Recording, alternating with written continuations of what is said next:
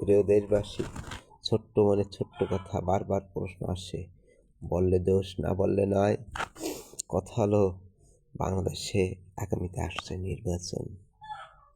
নির্বাচন নিয়ে বিভিন্ন জায়গায় বিভিন্ন কথা আসে। আগামী 24 সালে নির্বাচন, গত বিগত 24 সালে নির্বাচন হয়েছে, আর 29 সালে হবে কেউ বলতেছে, আবার কেউ বলতেছে 26 সালে। বিভিন্ন মত থাকবে, মানুষ নাচ ভুল করবে, সংশোধন হবে, এটাই। এখন কথা হলো কি, মোর এক একটা প্রতীক এক একজন করতেছে। যেমন আওয়ামী লীগের নৌকা নেতাও ভালো না, জনতাও না, আমজনতাও তেমন না। নেতা খালি কাবো, ধানের শীষ তারাও তাই। হ্যাঁ, ওই যে ইসে নাঙ্গল তারা হলো চসকে দিছে, 9 বছর চসকিয়া টসকিয়া শেষে দাঁত খেয়ে গেছে। আবার এখন একজনরা আবার চাইতেছে মিজান, মানে দাড়ি পাল্লা লিখতে এরকম মাপবে। এখন লিখতে গিয়ে ওই যে করে ব্যঙ্গ করে বা ছোট করে না, মিজান হাসরের দিনে ওটা দিয়ে মাপ করা হবে। আমাদের দেশে যে মিজান দাড়ি পাল্লা, ওটা কি সঠিক আছে? আর ওইটার ব্যবহার কি সঠিকভাবে করে আমজনতা? ওইটা আবার একটা মার্কা নেছে, জাতীয় মার্কা। এখন প্রশ্ন করে ছোট করবে না, এই যারা এই ফেরি করে বা ই করে, ওইটা দিয়ে করে কি জানেন, ওই একদিন একটু মারে, মার্কে একটু বেশি এনে না একটু কম দেবে, এই তো।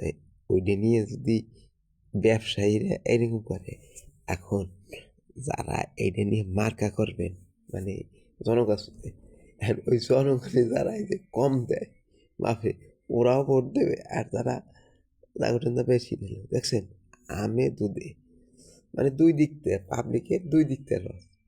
যে ব্যবসা করবে, মানে যারা ক্রয় করবে তারাও, আবার যারা বিক্রি করবে তারা খালি লস। এখন আমি কেউ ছোট করতে চাই না, মিজান সঠিক রূপে ই করেন এবং মানুষকে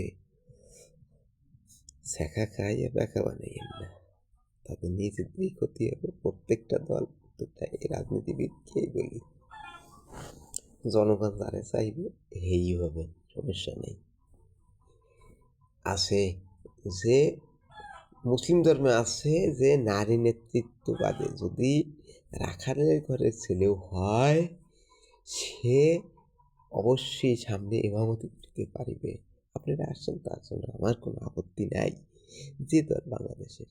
কিন্তু আমার প্রশ্ন, যে মার্কা বা যা নিয়ে করবেন ওটা সঠিকভাবে করবেন 18 কোটি লোকের কাছে। এই আমার প্রশ্ন, যে ইমাম হইতে পারবে ওই ব্যক্তি, যে মহিলারা তত্ত্ব, যদি পিছনে একজন রাখাল কেনা, রাখাল আগের দিনের এগুলো তো বোঝে না অনেকে।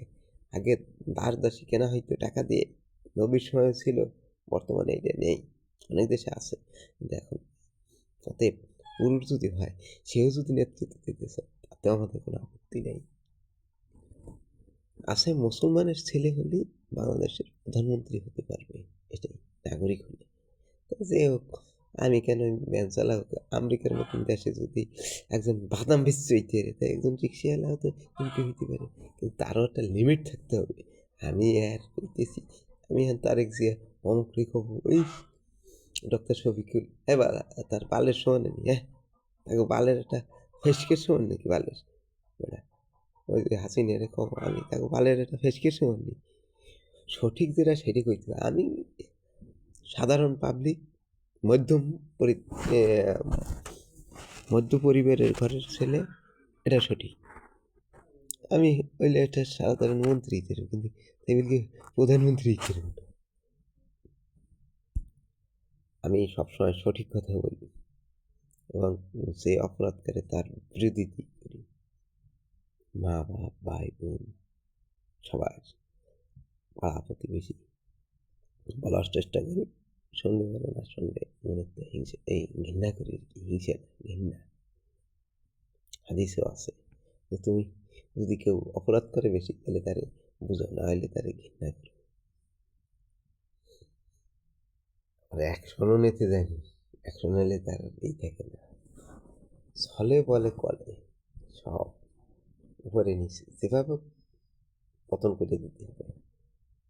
আমি খবর পাবে না, তা হবে না, তা হবে না। এ দেশ এককের দেশ নয়, মুজিবুর রহমান একা দেশ স্বাধীন করেছে, এটা হবে না, সবাইকে নিয়ে করেছে এবং সবাইকে নিয়ে দেশ চলতে হবে। শেখ মুজিবুর তো বলছে, আমি আজ প্রধানমন্ত্রী আছি, আমি ভবিষ্যতে থাকবো না, কিন্তু আমি তোমাদের জাতির পিতা। হবেই, সে জাতির পিতা, সে এটা ঠিক আছে, কিন্তু প্রধানমন্ত্রী যে কোনো দলের যে কোনো পিতা হবে, কিন্তু ওইটা যদি ই করে তাহলে আমরা কেমন যেন দেখায় আমার কাছে, লাইক শেয়ার করে